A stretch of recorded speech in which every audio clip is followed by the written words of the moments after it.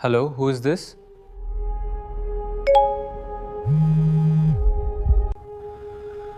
Thank you for your trust.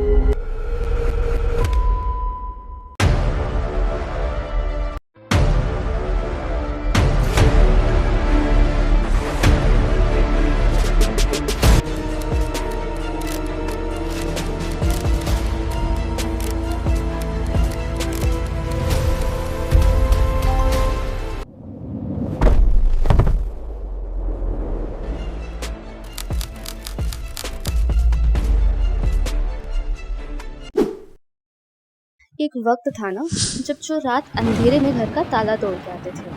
आज आज तो चोर आपके घर के बाहर भी नहीं आता। आता है तो सिर्फ Hello. एक फोन कॉल, एक मैसेज और पूरी जिंदगी भर की मेहनत की कमाई सेकंड्स में गायब। 2026 में इंडिया पूरा डिजिटल है। हाँ तो डिजिटल है मतलब सेफ है, राइट? होना तो चाहिए था, पर तुम्हें पता है साइबर फ्रॉड के रजिस्टर्ड केसेस लगातार बढ़ रहे हैं।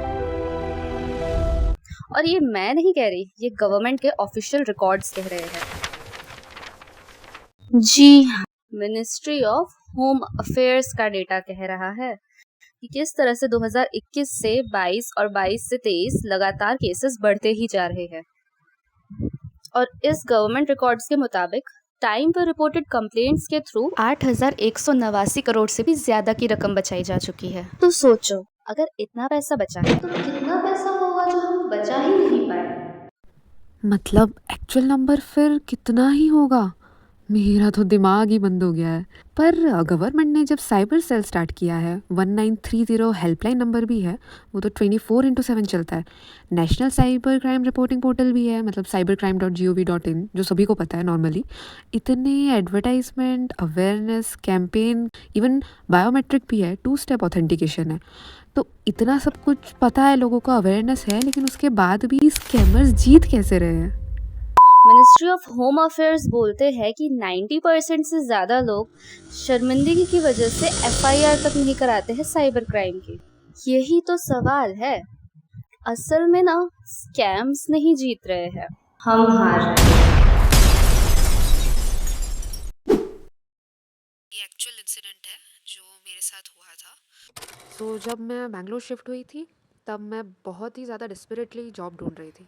After that something new happen to my life. Suddenly एक जॉब कन्फर्मेशन आया, एक बड़ी कंपनी थी। I was very happy at that point of time. और कंपनी का नाम, ऑफिस का एड्रेस, इंटरव्यू का टाइमिंग और जॉब रोल, सब कुछ इतना जेन्यून लग रहा था। बस मुझे लगा उस टाइम, मेरे मन पे एक ख्याल आया कि बस अब मेरी स्ट्रगल ख़त्म होने वाली है, now it's the new beginnings. तो अगले ही दिन मैं इंटरव्यू के लिए पहुंच गई। जो एड्रेस मुझे बताया गया था, वहाँ पे रिसेप्शन था, एचआर कैबिन्स थे और 30 से भी ज़्यादा कैंडिडेट अपनी बारी के लिए वेट कर रहे थे वहाँ। एक कॉन्फ्रेंस रूम में सब पर्टिकुलरली राउंड बना के बैठे हुए थे। सब कुछ बिल्कुल टोटली रियल था। Even after that interview हुआ, similar as a normal interview, general question they asked about me, about my experience, everything. लेकिन उसके बाद सडनली एक कंडीशन आई सामने कि 5,000 रुपीज़ की ट्रेनिंग फीस लगेगी, that you have to fill right now. Just after this I was totally blank. I was like why? Multiple questions मैं उनको पूछ रही थी कि क्यों देना है, किस लिए देना है, क्या रीज़न है, मैं can I give it later, like मेरा ज्वाइनिंग हो जाएगा उसके बाद दे सकती हूँ। बट दे क्लियरली सेड कि नो, आपको ये अभी फिल करना पड़ेगा। This is just for the confirmation that you are going to join and you are completing the training. After that आपको रिफंड हो जाएगा। इवन उन्होंने रिसिप्ट दिखाई उसके लिए, मुझे पॉलिसीज समझाई और मुझे टोटली उन्होंने कॉन्फिडेंस में ले लिया कि this is a normal process. Then मैंने भरोसा कर लिया समहाउ, मैंने पैसे दे दिए वहाँ पे। देन वहाँ से बाहर निकल के मैंने सोचा finally I got the job, finally everything is settled. I was so happy कि within 3 to 4 days the joining is there. But manager का कॉल भी नहीं आया। उस दिन वेट किया, नेक्स्ट डे भी वेट किया, पर मुझे कोई कॉल नहीं आया। हर मैसेज से एक नई उम्मीद जागती थी। देन फिर से मैंने दोबारा कॉल किया, मैसेज किया उस कंपनी में, वहाँ से पूछा उनसे। They have replied me, so you can come to our office, we will do the document verification part, उसके बाद आपकी डायरेक्ट ज्वाइनिंग होगी। Then next day I gone to their office, that office जहाँ पे मेरा इंटरव्यू हुआ था पहले। एंड पहुँचते ही मैंने देखा ऑफिस बंद था, totally closed, nothing is there, not even the name plate. ना कंपनी, ना एचआर, ना इंटरव्यू, ना लोग, कुछ भी नहीं, टोटली खाली। उस दिन सिर्फ मेरे 5,000 रुपये नहीं गए, पर मेरा कॉन्फिडेंस टूट गया, मेरी उम्मीद टूट गई। समहाउ मैं एक जॉब स्कैम का शिकार हो चुकी थी। और अगर मेरे जैसी एक लड़की, इस तरह का इंसान भी अगर फंस सकता है, तो फिर किसी के साथ भी ये स्कैम, किसी के साथ भी ये सब हो सकता है। इसलिए आज मैं ये स्टोरी शेयर कर रही हूँ, क्योंकि अवेयरनेस ही वो चीज़ है जो अगले विक्टिम को बचा सकती है। It's not just a scam. तुमने तो सुना होगा ना, जैसे हर सक्सेसफुल बिजनेस के पीछे एक प्रोसेस होता है, राइट? उसी तरह से हर सक्सेसफुल स्कैम के पीछे भी एक पूरा प्रोसेस होता है। एक प्रोसेस, कस्टमर को अप्रोच करना, प्रोडक्ट्स बेचना, पेमेंट लेना एंड प्रॉफिट बढ़ाना। तुम्हें पता है स्कैम्स ऑपरेशंस भी सेम ही होते हैं।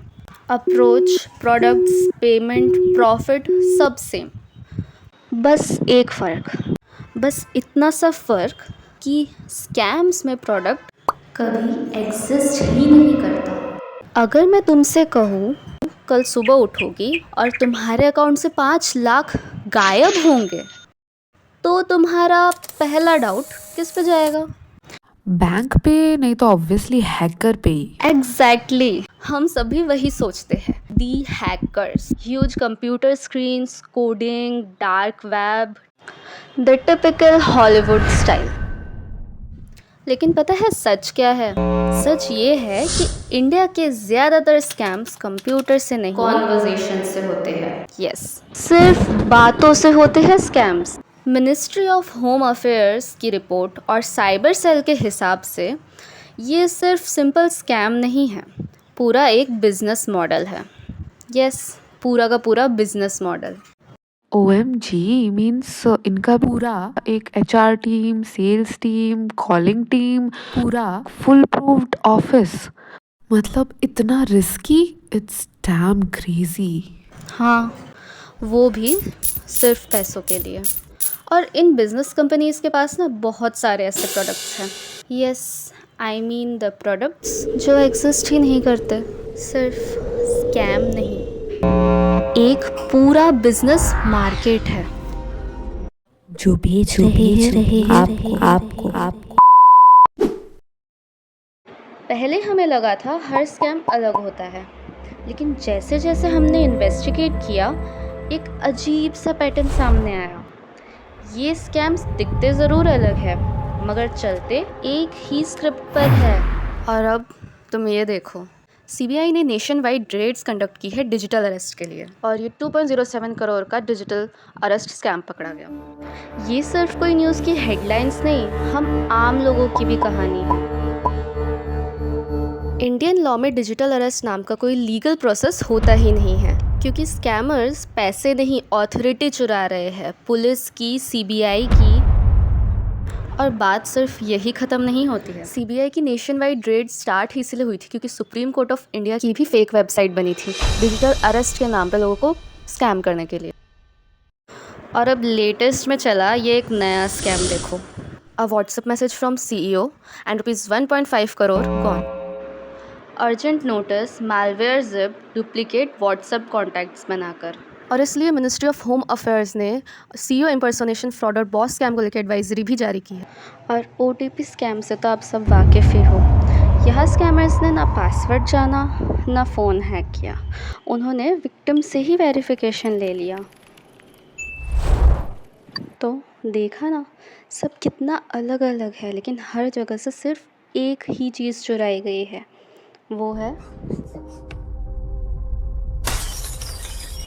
और जब ट्रस्ट टूटता है ना, इंसान अगले हर एक फ़ोन, हर एक मैसेज से भी डरने लगता है। इन स्कैम से बचने के लिए ना 3 सर्वाइवल रूल्स आखिर में बताऊंगी, जिससे आप 99% स्कैम से बच सकते हैं, तो मिस बिल्कुल मत करना। पर पहले जान लेते हैं एक उससे भी बड़ा सवाल कि आखिर ये पैसा जाता कहाँ है। हम सोचते हैं कि जैसे ही हमने पैसे ट्रांसफ़र किए वो सीधा स्कैमर के अकाउंट में जाएगा और हम फिर पुलिस पे कंप्लेन करेंगे तो हमें हमारा सारा पैसा वापस मिल जाएगा। लेकिन ये सिस्टम कुछ अलग ही चलता है।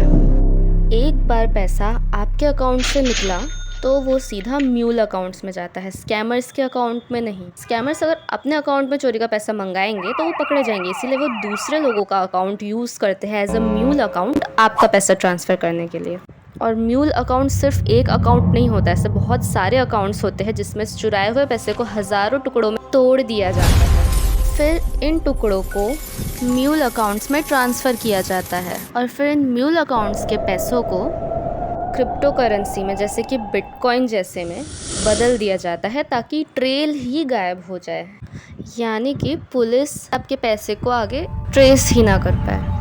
और फिर जनरली इन क्रिप्टो करेंसीज़ को इंटरनेशनल ट्रांसफ़र के थ्रू देश के बाहर भेज दिया जाता है और फिर आखिर में ये पैसा एक इतने बड़े इंटरनेशनल नेटवर्क का हिस्सा बन जाता है जहां उसे ट्रेस करना लगभग नामुमकिन होता है।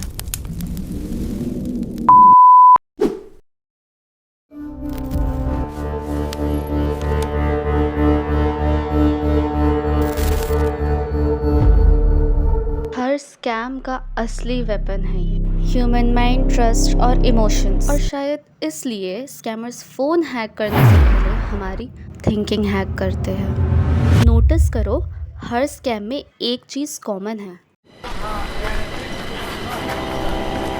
और यही स्कैमर्स की सबसे बड़ी स्ट्रेंथ है, तुम्हारा पैनिक। तो क्या फ़ोन यूज़ करना ही बंद कर दे? नहीं, बस एक सिंपल मंत्रा है, द 2-minute रूल। जब भी कोई कॉल आए, वो तुम्हें लालच दिखाए या डराए धमकाए और अर्जेंटली डिसीजन लेने को कहे तो कुछ मत करना। पहले 2 मिनट रुक जाओ, एक लंबी गहरी सांस लो, बैठो, पानी पियो और चुपचाप से फ़ोन कट कर दो। फिर अपने आसपास किसी भी फैमिली मेम्बर से या फ्रेंड से इस बारे में डिस्कस करो। बातों के बाद ऐसा लगता है कि फाइनेंशियल फ्रॉड का केस है ये, या ऐसा डाउट भी होता है या फिर पैसे दे ही दिए गलती से, तो तुरंत 1930 हेल्पलाइन नंबर पे कॉल करो या cybercrime.gov.in वेबसाइट पे जाकर अपनी कंप्लेन दर्ज कराओ। और वो जेन्युइन से दिखने वाले जॉब ऑफ़र्स के लिए क्या सोल्यूशन है? इन फेक जॉब अफेयर्स का एक अल्टीमेट सोल्यूशन है MCA पोर्टल, मतलब मिनिस्ट्री ऑफ कॉरपोरेट अफेयर्स, सरकार की ऑफिशियल वेबसाइट। MCA की ऑफिशियल वेबसाइट पे जाके कंपनी का नाम, CIN number, corporate identification number या फिर कंपनी के नेम से सर्च कर सकते हैं। लेजिटिमेट कंपनी हुई तो उसका registered company name, active status, office address, phone number सब आप वेरीफाई कर सकते हैं अपने आए हुए ऑफ़र के मेल या फिर मैसेज। और अगर वह रजिस्टर्ड नहीं है फिर आपको थोड़ा सा सोचना पड़ेगा। ऐसा नहीं है कि सारे के सारे बिजनेसेस रजिस्टर्ड होते हैं MCA पे, काफ़ी स्मॉल कंपनीज़ या स्मॉल शॉप्स रजिस्टर्ड नहीं भी होते हैं, लेकिन अगर रजिस्टर्ड नहीं है तो आपको उस कंपनी के बारे में थोड़ा तो सोचना पड़ेगा। हम तो सोच रहे थे टेक्नोलॉजी ने साइबर क्राइम को जन्म दिया है, लेकिन अब पता चला है कि टेक्नोलॉजी ने साइबर क्राइम को जन्म नहीं दिया, उसने ट्रस्ट को लार्ज स्केल पे एक्सप्लॉइट करना बहुत ही आसान बना दिया है। So the 3 magic rules are: always remember, pause, verify and report. अगर आपके साथ भी ऐसा कोई स्कैम हुआ है तो प्लीज़ अपनी स्टोरी हमारे साथ कमेंट में शेयर करें और कैसे आपने उसे टैकल किया ये तो ज़रूर बताएं। हो सकता है आपके इस कमेंट से किसी की मदद हो जाए। और अपने आसपास सभी लोगों से शेयर करें ताकि वो भी इन स्कैमों से बच सके। पसंद आया तो वीडियो लाइक ज़रूर करें और चैनल को सब्सक्राइब करें।